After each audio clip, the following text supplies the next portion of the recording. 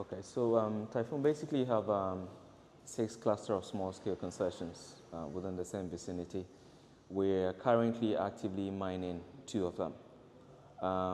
For the better part of the first half of this year, we've been involved in exploration exercise with the University of Mines and Technology. We have some professors there who are assisting us to do exploration.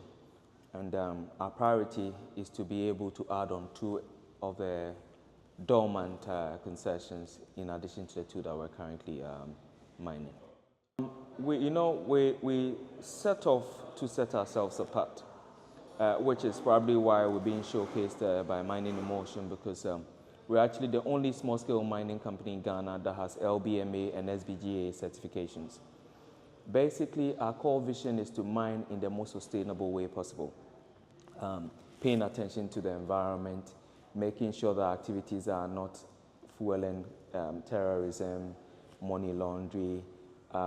We are very keen on not engaging in child labor. So all of the OECD principles and standards are stuff that we're very particular about. And for us, that is our chief milestone, because to be able to mine in a largely informal sector and still be able to set up, sustain these goals and standards is something that is rare.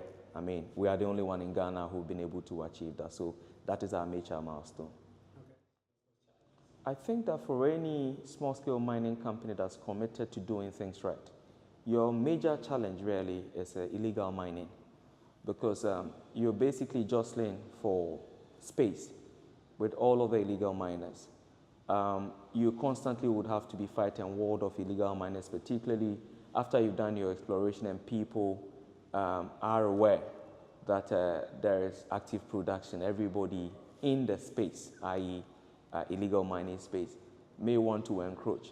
So really, that is one of the major problems we've had in the past 5 years, trying to mine without being disturbed by illegal miners.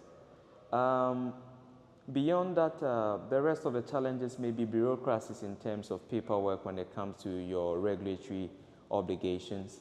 The fact that you have a mine that is maybe 300 kilometers away from the capital city, and you have to be going back and forth dealing with paperwork and all of that. So in our case, we've been forced to set up a corporate office in Accra and maintain that corporate office, because then you have standing staff who will be available and ready to pay attention to these paperwork. But I guess that just like any other enterprise, this is challenges that if we can do away with them, fair enough. But if you cannot, you weather it.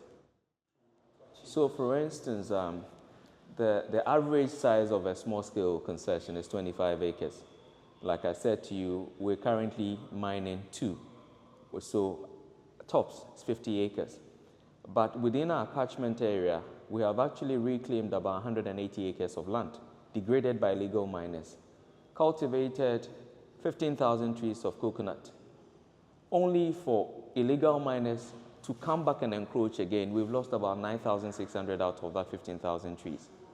So those are the efforts we make at sustaining the environment and making sure that our standards are not only met, but then if we have opportunities to even go over the threshold, we do. Like I said, we're actively mining 50 acres, but we reclaimed 180 acres of land. These lands were lands that are close to our concessions within the villages where we mine that have been affected by illegal small-scale miners. We rehabilitated the lands and grew coconut. People have come back to redegrade the lands again. I mean, about almost 2/3 of it. So those are some of the attention we're paying to the environment. Well, my key message basically will go to, first of all, the Ghanaian youth. We can do things right, in our opinion. We are a living testimony of the fact that you find yourself in a small-scale mining space does not mean that everything you do must be informal and reckless. So if we're interested in mining, we should be interested in mining sustainably. For Mining in Motion, I think that it's a great initiative. Ghana has been mining gold for well over 200 years. And for the first time, we have a homegrown forum that is looking at harnessing resources to solve the challenges for mining in general and in particular within the small scale space. And I feel very excited about it. I think that everybody who is a part of this growing initiative should work hard at making sure it succeeds, because we do not have anything of the sort in the country. I think it's a great initiative that we need to support.